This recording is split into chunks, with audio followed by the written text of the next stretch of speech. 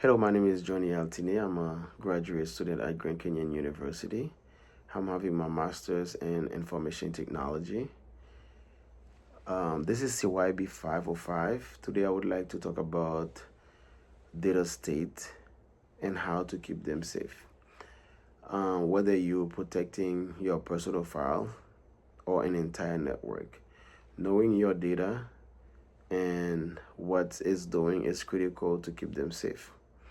So therefore, I would like to talk about three categories of data: data in use, data at rest, and data in transit. So data at rest. Data at rest refer to the information stored on a device, like on your hard drive or iCloud storage in a database. Basically refer to data at rest basically refer to data that is not moving. It's just sitting there and ready to be processed. How do we secure it?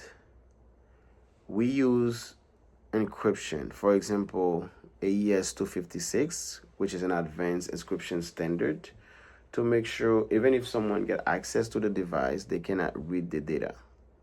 We also use access control, so only authorized users can open or modify the data. Data in use.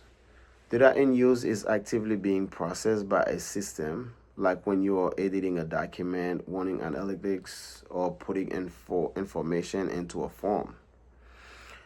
Now, this is a tricky state or a vulnerable state because data must be decrypted in order to be used. Therefore, endpoint security, multi-factors authentication, and process isolation come in. We want to make sure the system is using the data is secure and that only the right user or application can access it. Now, let's talk about data in transit. Data in transit or data that's moving across the network. It's moving from one location to another, like sending an email, uploading a file to the cloud, or browsing a website. This is where network encryption, like transport layer security, also known as TLS, comes in. It's essential because the other thing that we use to protect data in transit is VPN, firewall, or intrusion detection system. Now, let's talk about the strategy. Each data state needs its own strategy. For example, data at rest focus on strong encryption and storage access control, like I mentioned before.